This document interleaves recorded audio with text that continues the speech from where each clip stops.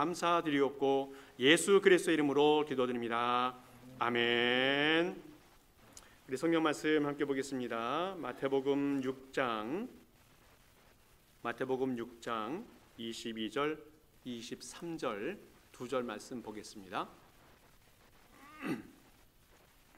마태복음 6장 22절 23절 우리 두 절이고 짧으니까 우리 같이 한 목소리로 말씀을 같이 읽겠습니다. 같이 읽습니다. 시작. 눈은 몸의 등불이니 그러므로 내 눈이 성하면 온몸이 밝을 것이요 눈이 나쁘면 온몸이 어두울 것이니 그러므로 내게 있는 빛이 어두우면 그 어두움이 얼마나 더하겠느냐. 아멘. 여자분들이 제일 싫어하는 이야기가 뭐냐면 군대 이야기랍니다. 자, 그런데 더 싫어하는 이야기가 있다고 하는데 그게 뭐냐면 군대에서 축구한 이야기라고 해요. 그래서 오늘 제가 축구 얘기를 좀 해야 되는데 여러분들이 저를 미워하지 않을까에 대한 걱정이 좀 있지만 그래도 좀 하려고 합니다. 지금 온 세계가 축구 때문에 열풍이 들어가 있습니다. 아시는지 모르겠지만 유럽에서는 지금 유로 2024가 시작이 되어졌고 또 이 아메리카 대륙에는 코파 아메리카 24가 시작이 되어졌습니다. 두 대륙에서 시작이 되어졌지만 온 세계 사람들이 관심을 갖고 지켜보고 있습니다. 자, 그런데 이번 축구를 제가 좀 지켜보면서 하나 특징인 것이 뭐냐면 슈퍼스타라고 하는 수많은 그 축구 선수들이 너무 못하고 있다는 거예요. 메시, 네이마르, 또 수아레즈, 음바페, 호날두. 아마 제가 기억하기로는 골을 한 골도 못 넣은 것 같아요. 이 많은 사람들이.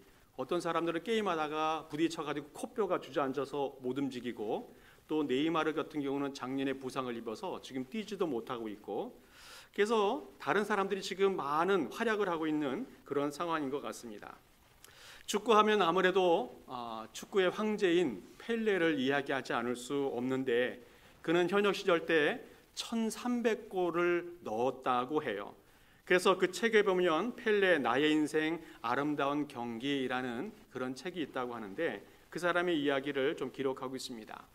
어릴 때 너무너무 가난해서 공이 없으니까 양말을 자꾸 겹겹이 뭉쳐가지고 공을 만들어서 신발도 없으니까 맨발로 차면서 축구 연습을 했다고 해요. 다행히 15살 때 프로 축구팀에 입단이 되어져서 이제 그곳에서 이제 선수로 활약을 하게 되어졌다는 겁니다. 그리고 오랜 세월 동안 축구 선수로 활약하면서 마침내 축구 황제가 되었다고 해요. 자, 그런데 그 사람에게 한 가지 비밀스러운 것이 있었었는데 치료할 수 없는 근시였다는 겁니다. 그러니까 눈이 잘 안 보이는 거예요. 그런데 어떻게 이렇게 축구를 잘할 수 있었는가? 어떤 분이 이렇게 물어봐요. 눈이 그렇게 나쁜데 어떻게 1300골이나 되는 그런 골을 넣어서 축구 황제가 되었냐 물어보았답니다. 그가 이렇게 대답해요. 근시 때문에 문제가 되었던 적은 한 번도 없었습니다. 내게는 감각적인 시력이 있습니다 라고 이야기해요. 내가 자신감이 넘칠 때에는 축구공이 크게 보인다는 겁니다. 그러니까 축구를 잘할 수 있었다라고 이야기해요. 종종 우리 주변에 보면 이런 이야기하는 분이 계십니다.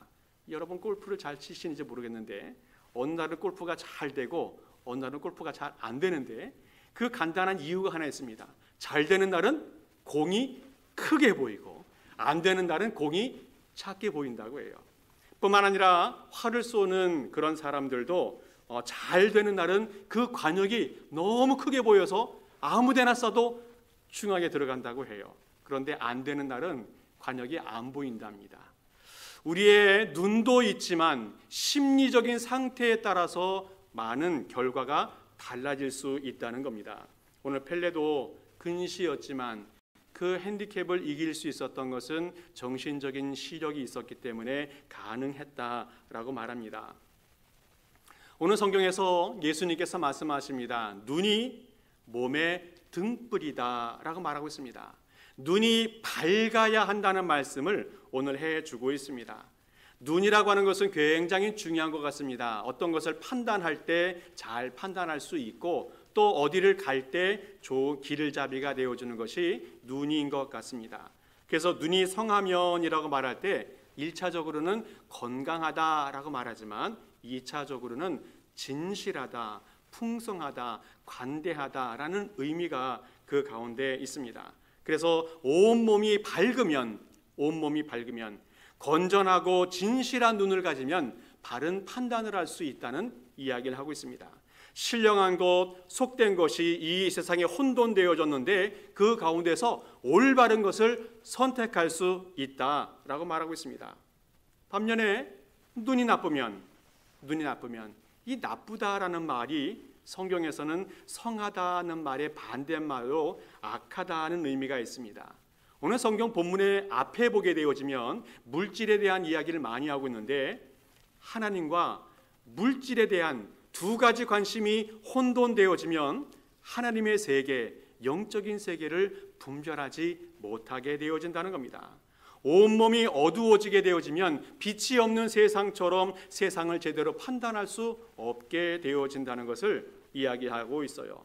그래서 마지막에 보게 되어지면 그 어두움이 얼마나 하겠느냐, 그 어두움이 얼마나 심하겠느냐, 눈이 어두워서 판단도 못하고 또 선택도 잘 못하는 어떤 절망적인 치명적인 삶을 이야기해 주고 있어요. 그래서 오늘 성경에서 너희 눈이 몸의 등불이다. 그래서 눈이 밝으면 몸도 밝고 마음도 밝아지고 또 밝은 빛 가운데 살아갈 수 있겠지만 눈이 어두우면 늘 어두운 삶을 살게 되어진다는 이야기를 하고 있습니다. 성경에서 눈이 어두운 사람, 눈이 멀어버린 사람이 있는데 그 사람의 대표를 가룟 유다라고 이야기할 수 있겠습니다. 3년 동안 예수님과 얼마나 많이 함께 살았습니까? 많은 기적도 체험하게 되어졌고 많은 능력도 경험하게 되어지고 얼마나 귀한 말씀을 많이 들었습니까? 그런데 그 사람은 돈에 눈이 멀었습니다. 또 다른 어떤 가치관에 눈이 멀어져 버렸습니다. 그래서 결국은 예수님을 은 30에 팔아먹어버렸어요. 돈 때문에 예수님이 보이지 않았다는 겁니다. 돈 때문에 예수님을 은 30에 팔아먹었다는 거예요. 들어도 듣지 못하고 보아도 보지 못하는 그런 많은 기적을 보았지만 깨닫지 못하는 무감각한 상태, 그 상태에 있었던 이 가룟 유다, 눈이 어두워졌고 눈이 돈에 멀어버렸기 때문에 이런 불행한 결과가 얻게 되어졌다는 겁니다. 뿐만 아니라 세상에는 욕심에 눈이 멀기도 하고 질투와 분노가 눈이 멀기도 합니다. 또 의심이 많아서 다른 사람을 제대로 바라보지 못하고 또 잘못된 경험 때문에 잘못된 사고를 갖고 있는 사람도 많고 바른 시각을 가지 못한 사람들이 너무너무 많이 있습니다. 오늘 우리 이 땅에서 바른 가치관과 바른 사고와 바른 볼을 통해서 참된 삶을 살아가는 우리의 성도 될 수 있기를 간절히 축복합니다. 오늘 주님께서 우리에게 주시는 교훈은 뭡니까? 사람에게는 육신의 눈도 있지만 심리적인 또 정신적인 눈도 있고 뿐만 아니라 영적인 눈도 있다는 것을 말씀해 주고 있어요. 그래서 우리 주님께서 믿는 자들에게는 영적인 눈, 신령한 눈이 있어야 한다는 것을 가르쳐 주고 있습니다. 그리고 그 눈 가지고 이 땅에서 바르게 살아야 한다 말씀해 주고 있습니다. 요한복음 9장 말씀 보면 이런 말씀이 있습니다. 예수께서 이르시되 너희가 맹인이 되었더라면 죄가 없으려니와 본다고 하니 너희 죄가 그대로 있느니라. 육신의 눈은 멀쩡해서 볼 수 있는 것 다 볼 수 있지만 영의 눈이 가리워져서 죄 가운데 살아가고 있는 이 바리새인들을 책망하는 말씀이 되어지겠습니다. 오늘 우리의 삶 속에서도 예수님을 믿는다, 또 성경을 보고 안다라고 생각하면서 살고 있지만 혹시 우리의 눈이, 신령한 눈이 열리지 않고 예수님을 바라보지 못하고 바르게 살지 못하는 분들이 있지 않는지 우리 자신을 한번 돌아볼 수 있기 바랍니다. 사람은 육신도 중요하지만 영혼이 더 중요합니다. 육신의 눈도 중요하지만 영혼의 눈이 더 중요하다는 것을 가르쳐 주고 있어요. 이 세상에는 보이는 세계도 있지만 보이지 않는 세계도 있다는 것을 우리가 명심하고 살아가야 할 줄 믿습니다. 오늘 우리는 우리에게 신령한 눈이 열렸는가 다시 한번 우리의 삶을 돌아볼 수 있기 바랍니다. 여기서 신령한 눈 하니까 자꾸 이상한 생각을 할 수 있습니다. 다른 사람의 과거가 보인다, 미래가 보인다, 그 사람의 속마음이 보인다. 이게 신령한 눈이 아니라는 겁니다. 이런 무당 같은 이야기를 하는 것이 아니라 오늘 성경에서 신령한 눈 이것이 무엇인지를 좀 정확하게 알아볼 필요가 있습니다. 고린도후서 4장에 이렇게 말씀하고 있어요. 우리 같이 한번 읽어보겠습니다. 시작. 우리가 주목하는 것은 보이는 것이 아니요 보이지 않는 것이니 보이는 것은 잠깐이요 보이지 않는 것은 영원함이니라. 아멘. 오늘 주님께서 신령한 눈을 가져야 된다 말씀하고 있는데, 이 신령한 눈은 우리 신앙의 핵심인 눈에 보이지 않지만 영적인 세계를 볼 수 있어야 한다는 겁니다. 영적인 세계 대표적인 것이 뭡니까? 하나님을 알 수 있고 하나님을 볼 수가 있어야 합니다. 또 눈에 보이진 않지만 하나님의 나라 천국을 볼 수가 있어야 한다는 겁니다. 먼저 믿음으로 우리는 하나님을 볼 수가 있습니다. 육신의 눈으로는 하나님을 볼 수가 없습니다. 성경에 자세하게 찾아보니까 육신의 눈으로 하나님을 본 분이 계십니다. 이 모세가 간신히 하나님을 보긴 봤는데 하나님이 지나가고 뒷모습만 간신히 본 것 정도, 이것이 다합니다. 하나님은 영이시니 하나님은 영이기 때문에 우리 육신의 눈으로 볼 수 없다라고 말합니다. 그러나 하나님은 하나님이 하신 일을 보면서 하나님을 볼 수가 있습니다. 바로 이것이 믿음의 눈입니다. 열왕기하 6장 보게 되어지면 엘리사 이야기가 나오게 되어지는데, 아람 왕이 이스라엘을 점령하고 싶었습니다. 그래서 매번 침입하고 또 전쟁을 일으켜 오는데 매번 실패하게 되어져요. 왜 그런가 알아보니까 이 엘리사 때문입니다. 엘리사는 이 아람 왕이 침실에서까지 이야기하는 것을 다 알고 대비하다 보니까 어떤 작전도 소용이 없는 겁니다. 그래서 아람 왕이 먼저 엘리사를 잡아야 되겠다 싶어서 밤중에 그가 살고 있는 성을 다 포위하게 되어집니다. 아침에 눈을 뜨고 보니까 엘리사의 종이 너무너무 놀라서 그 많은 군사를 보고 엘리사를 찾아왔어요. 그리고 엘리사에게 호들갑을 떨면서 이야기합니다. 그때 엘리사가 답변을 합니다. 열왕기하 6장 16절 17절 있는데 우리 같이 한번 읽어보겠습니다. 같이 읽습니다. 시작. 대답하되 두려워하지 말라. 우리와 함께한 자가 그들과 함께한 자보다 많으니라. 기도하여 이르되 여호와여 원하건대 그의 눈을 열어서 보게 하옵소서 하니 여호와께서 그 청년의 눈을 여심해 그가 보니 불말과 불병거가 산에 가득하여 엘리사를 둘렀더라. 아멘. 오늘 무엇을 보았습니까? 엘리사가 무엇이라고 이야기합니까? 두려워하지 마라. 우리와 함께한 자가 그들과 함께한 자보다 더 많다라고 말씀하십니다. 그리고 엘리사가 기도해 주었더니 그 청년이 눈이 열렸습니다. 그래서 그 아람 군대, 그 수많은 아람 군대가 포위하고 있는데 그 뒤편에 하나님의 군사들이 더 많이 포위하고 있는 모습을 보게 되어집니다. 불말과 불병거가 산에 가득히 있다라고 말씀해 주고 있습니다. 믿음으로 기도하면 하나님의 일이 보인다는 겁니다. 믿음으로 기도하면 하나님의 일이 보이는데 하나님의 일을 본 사람은 하나님을 보게 되어진다는 겁니다. 이것이 바로 하나님이 주시는 은혜예요. 은혜. 우리는 많은 사람들이 이렇게 생각합니다. 우연히 됐겠지. 그러나 그 우연 속에도 하나님의 섭리가 숨겨져 있는 줄을 믿습니다. 룻기 2장에서도 보아스하고 룻이 만나는 장면을 보여주고 있는데, 그리고 이 두 사람이 결혼을 하게 되어지고 그 증손주 다윗 왕이 탄생하게 되어집니다. 그런데 이 룻기 성경을 쭉 읽어보면 보아스하고 룻이 만났는데 우연히 만났다, 그런 표현들을 하고 있어요. 마침내 만났다, 그런 표현을 하고 있습니다.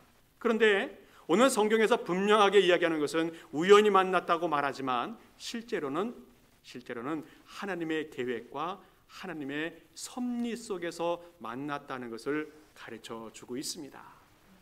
믿음이라는 것이 무엇인가? 믿음이라는 것이 무엇인가? 믿음은 우연히 일어난 일들에 대해서 하나님의 섭리라고 고백할 수 있는 마음, 이것이 믿음입니다. 우리의 삶 속에서 수많은 일들이 벌어지고 있는데 이 모든 일들이 하나님의 주권과 하나님의 섭리 속에서 일어났다고 고백하는 것, 이것이 바로 믿음이라는 겁니다. 참새 한 마리가 하늘에서 땅에 떨어지는 것, 이것도 하나님의 뜻이 아니면 일어날 수가 없다는 겁니다. 우리에게 머리카락 한 홀도 빠지지 않는 것, 이것이 바로 하나님의 간섭과 섭리라는 겁니다. 종교개혁자 칼빈은 이런 말을 했어요. 자신의 삶을 포함해서 이 세상에서 일어나는 모든 일에 대하여 얼마만큼 하나님의 섭리로 인정하느냐, 이것이 믿음의 척도이다. 쉽게 말하면 나에게 또 세상에서 일어나는 모든 일들이 하나님의 섭리다라고 말한다면 그 사람은 신앙이 100점짜리라는 거예요. 그런데 반만 하나님의 섭리다라고 말한다면 50점짜리고, 하나님의 섭리가 없다라고 말하면 빵점짜리 믿음이라고 이야기하고 있어요. 오늘 우리는 나에게 또 우리 주변에 일어나는 수많은 일들이 하나님의 섭리라고 고백하는지 또 우연이라고 이야기하는지 내 신앙을 점검해 볼 필요가 있습니다. 오늘은 나와 우리 주변에 있는 모든 일들에 대해서 믿음의 눈을 가지고 바라볼 수 있기를 바랍니다. 그리고 그 일 속에서 하나님이 하시는 일들을 바라볼 수 있길 바랍니다. 그리고 그 가운데 하나님을 볼 수 있기를 축복합니다.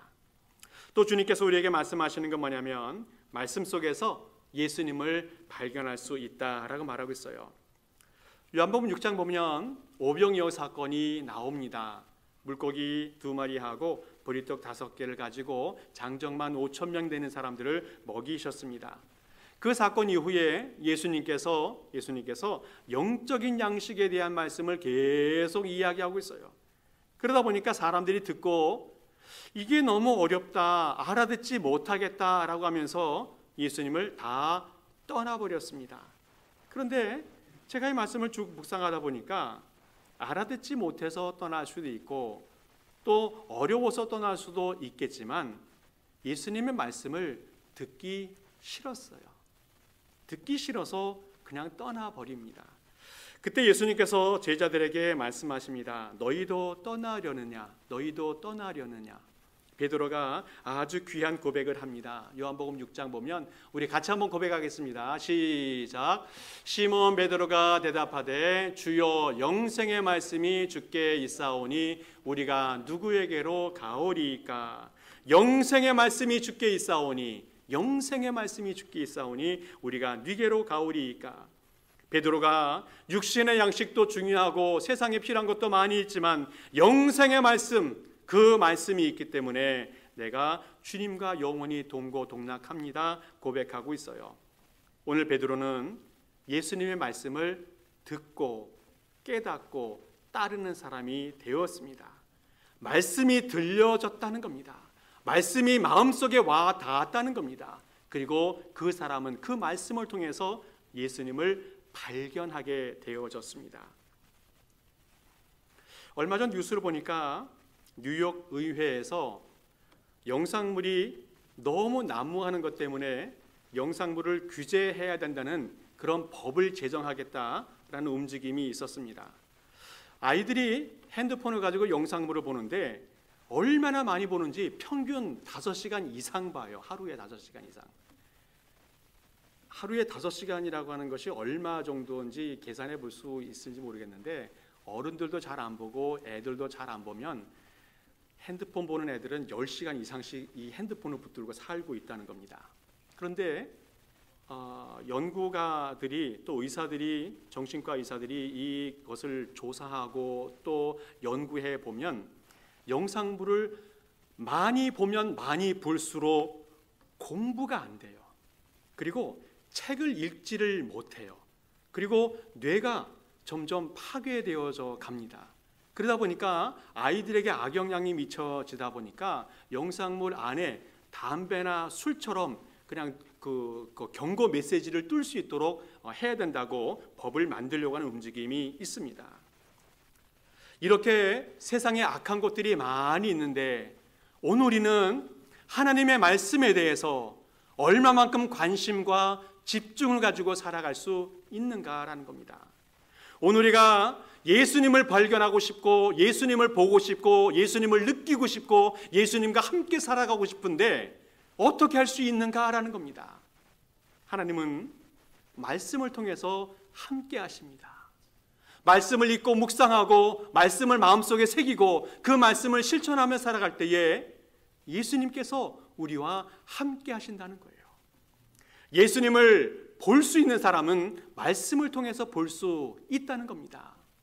예수님을 보이지 않는다, 예수님이 함께하지 않는다, 예수님이 우리 주변에 없다, 도와주지 않는다, 여러 가지 불평불만할 수도 있겠지만 그 모든 문제는 말씀을 보느냐 않느냐, 말씀을 마음속에 새기고 실천하며 살아가느냐 그렇지 않느냐에 따라서 결정된다는 사실을 꼭 기억할 수 있기를 바랍니다. 또 하나, 영적인 눈, 신령한 눈이 띄어지기 위해서는 소망을 가지고 천국을 바라볼 수 있어야 한다는 겁니다. 사도행전 7장을 보게 되어지면 스데반 집사님의 이야기가 나옵니다.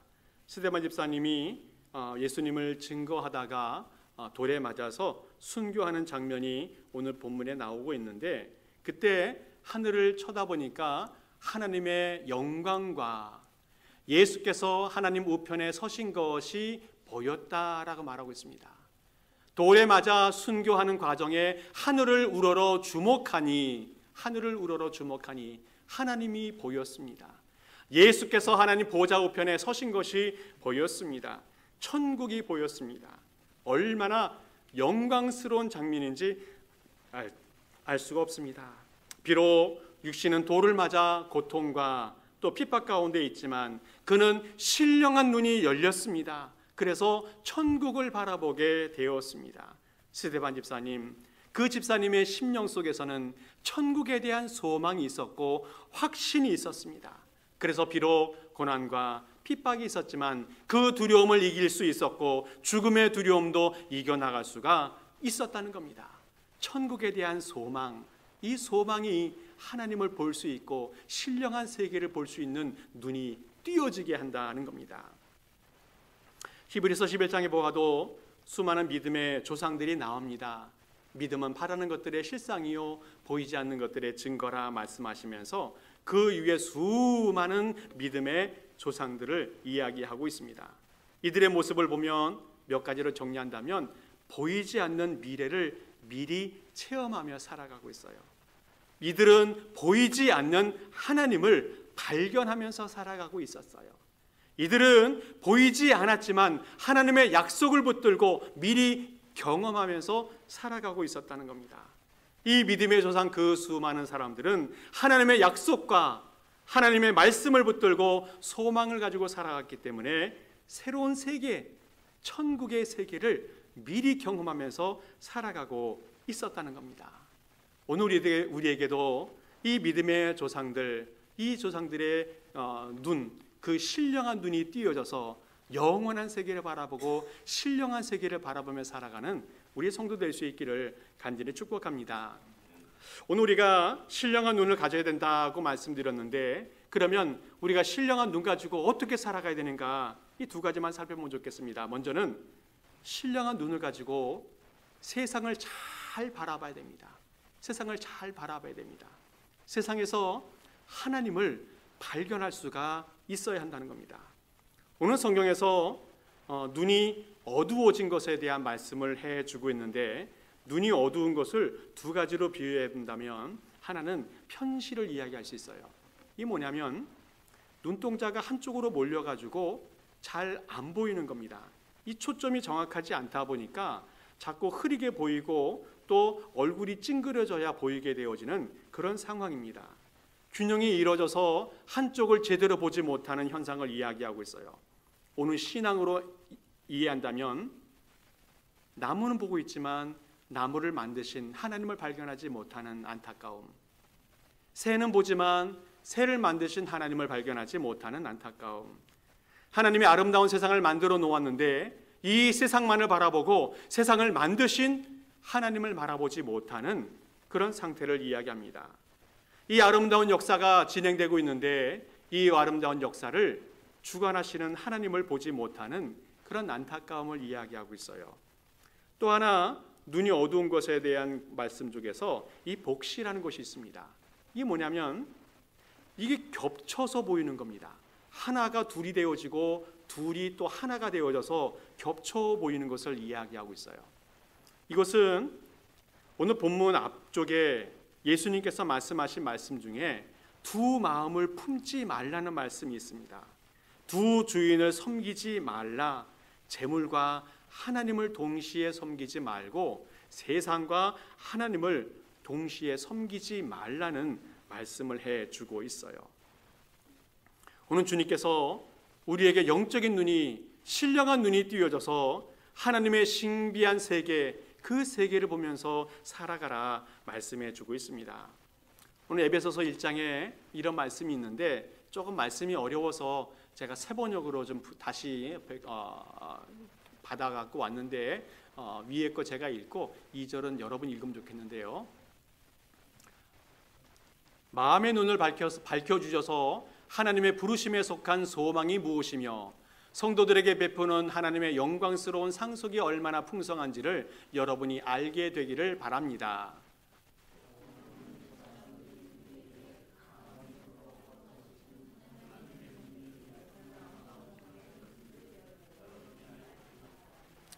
사도 바울은 에베소 백성들에게 하나님의 놀라운 세계를 알기 원한다 말씀하고 있습니다.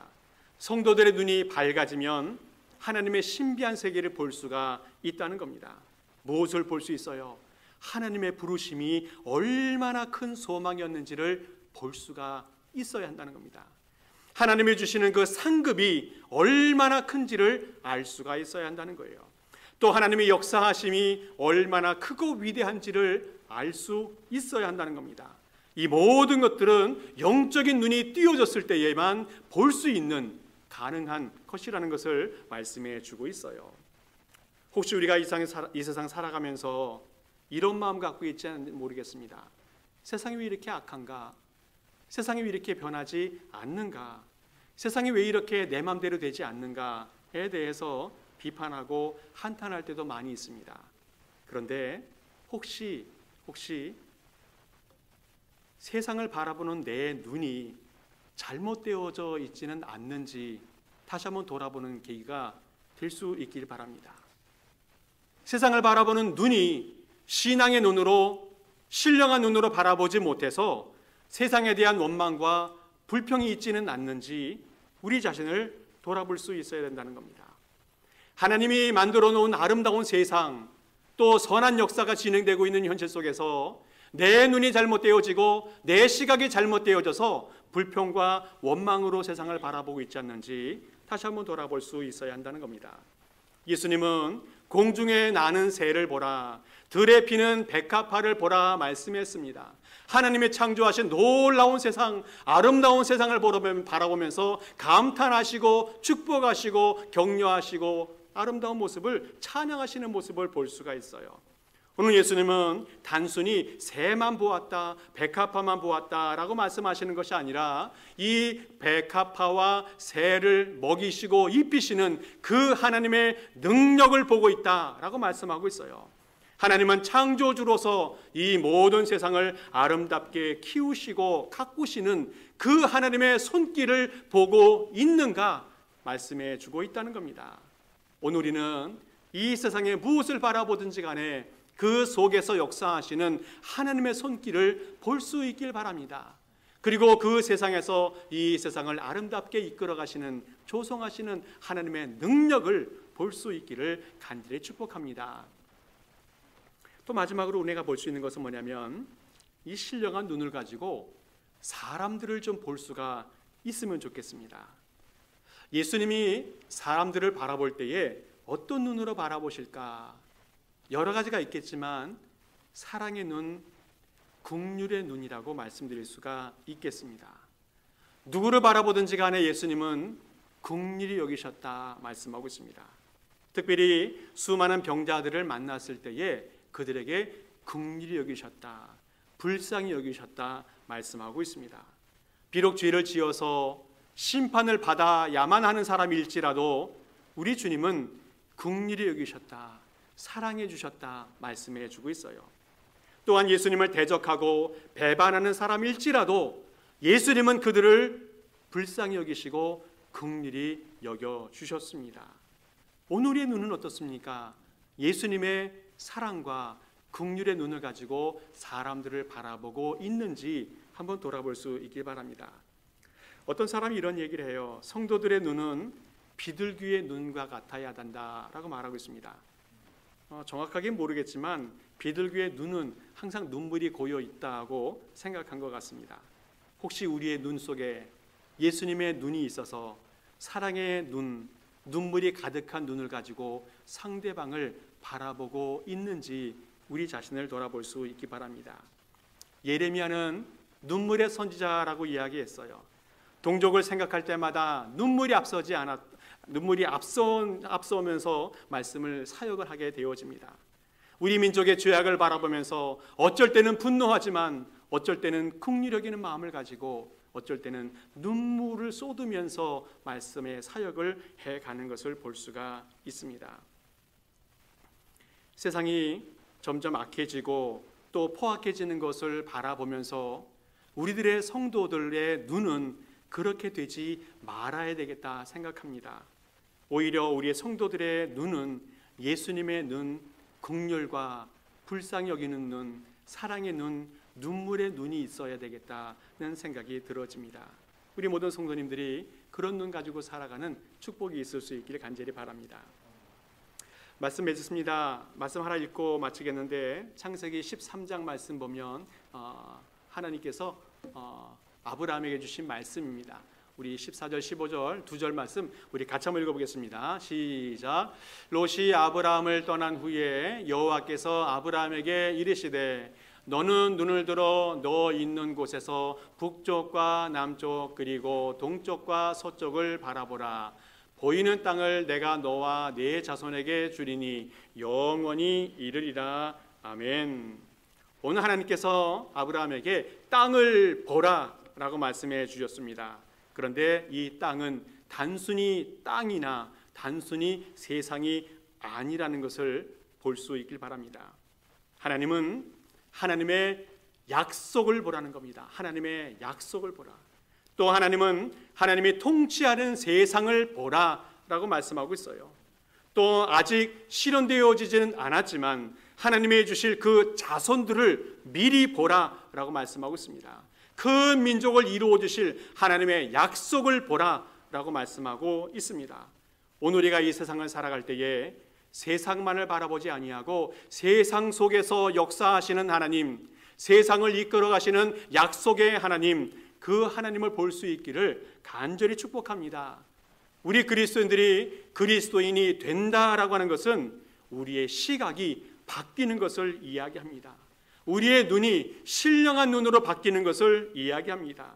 세상 속에서 역사하시는 하나님의 손길을 볼 수가 있어야 되고 하나님의 우리를 사랑하시는 예수님의 그 긍휼하신 눈을 볼 수가 있어야 한다는 겁니다.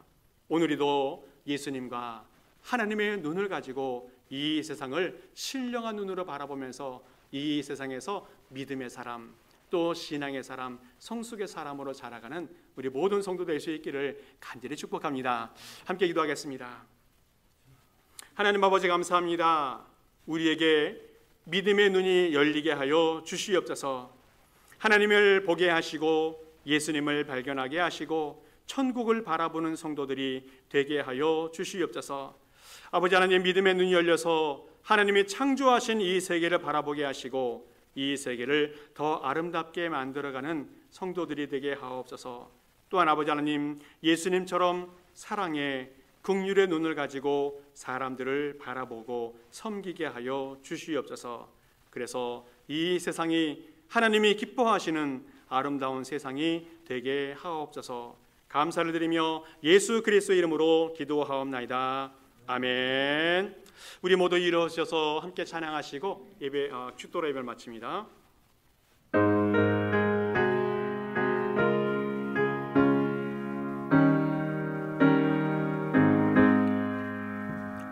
어두운 내 눈 밝히사 진리를 보게